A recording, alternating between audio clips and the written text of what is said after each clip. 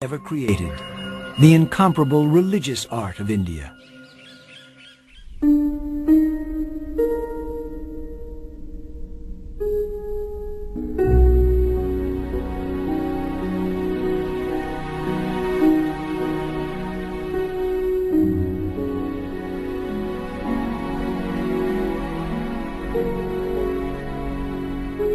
This bronze was made for Raja when Europe was still languishing in the Dark Ages, incapable of producing anything that approached the beauty and technical accomplishment of this piece.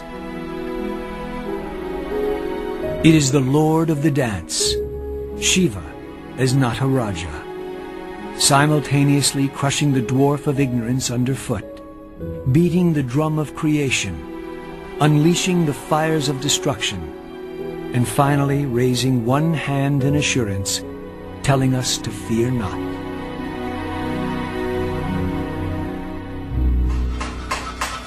Near Tanjore, artists still create bronzes in exactly the same way as they did in the time of Raja the Great.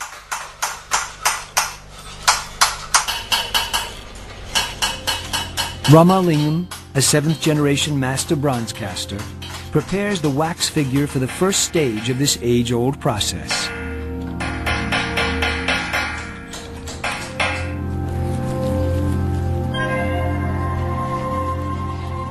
After the figure has been shaped in wax by the master, mud from the banks of the sacred Kaveri River is packed around it.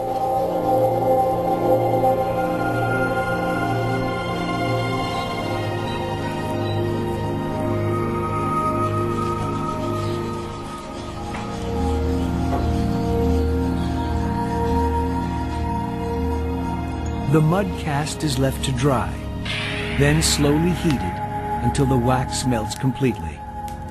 The hollow mold is now tough enough for the mixture of precious metals that will make up the image of the god. Copper, brass, tin, gold, and silver are melted together at temperatures reaching over 1,000 degrees centigrade and then poured into the mold and left to cool.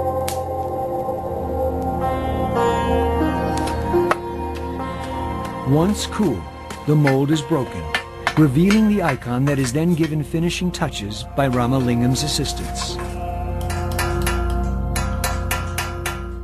Every single bronze statue is a unique piece, intended to bring the people closer to God. Ramalingam says, the beauty of the classic bronzes of Raja's time is because of their liberal use of gold. Nowadays, the temples that commission bronzes have much smaller budgets.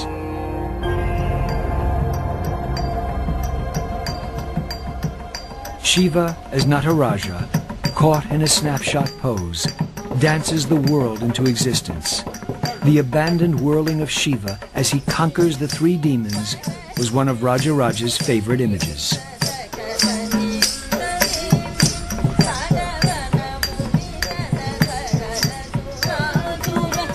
A temple without dancers would have been like a football team without cheerleaders.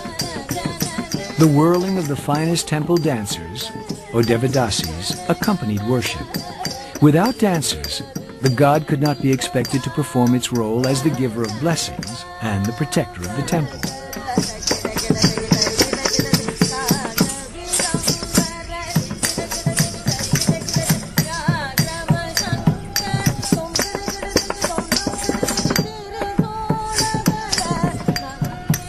A Devadasi, or servant of God, in the days of Raja, was a member of a cultural elite. These beautiful women could dance, sing, act, compose poetry, and paint. In his many temples, Raja supported tens of thousands of these brilliant women. But no golden age lasts forever. A new threat from the north, invading Muslim armies, brought an end to his dynasty.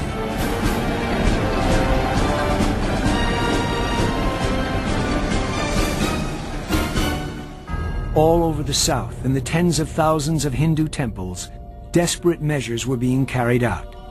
These Muslim invaders didn't just rob the rich and depart. They destroyed every Hindu image they could find, and if they couldn't destroy it, they defaced it.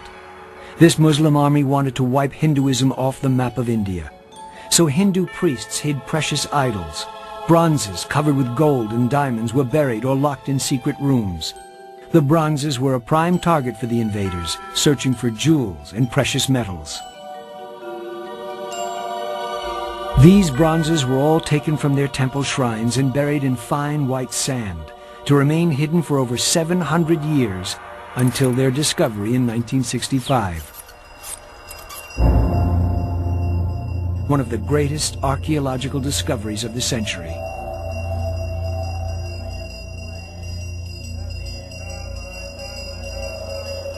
This room, hidden in the recesses of one of Tanjore's smaller and more obscure temples, was full of stone idols collected from other temples and stored here.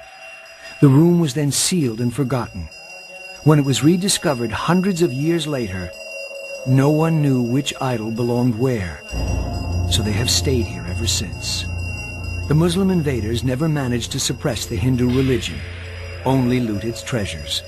Southern India shrugged off the Muslim invasion and rose again to yet more splendid heights.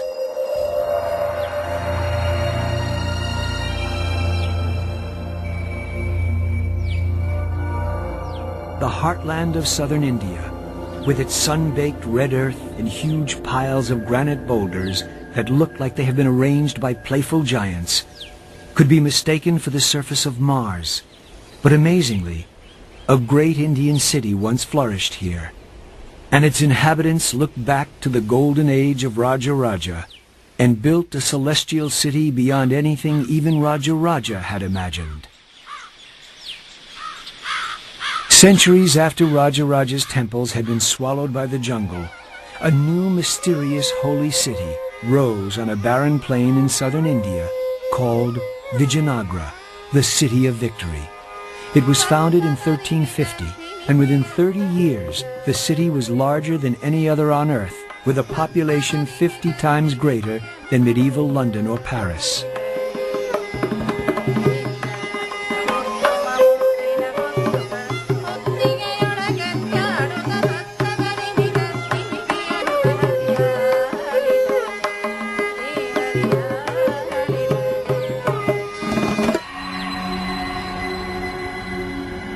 It arose from the chaos following Raja Raja's dynasty, and its founders were determined to carry on his tradition of art and architecture.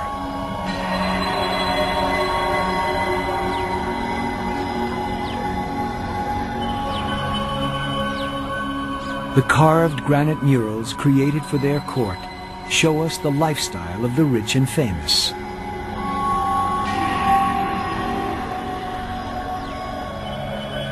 The kings liked to hunt and had their acts of bravery carved for all to see.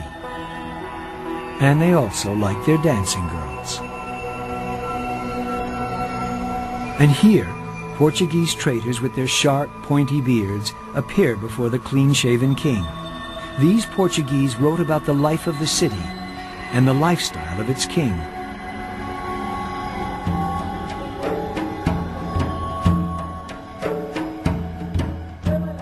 The king allowed the Portuguese traders to witness his morning routine. Every day he would drink a pint of oil and rub some more oil into his skin. Wearing only a loincloth, he would exercise with his sword and wrestle for a time with his favorite opponent.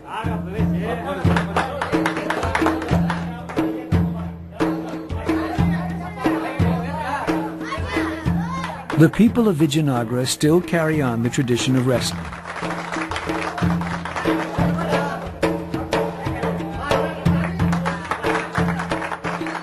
Though in the modern version, the idea is to hold your opponent up in the air for more than 3 seconds to secure a victory.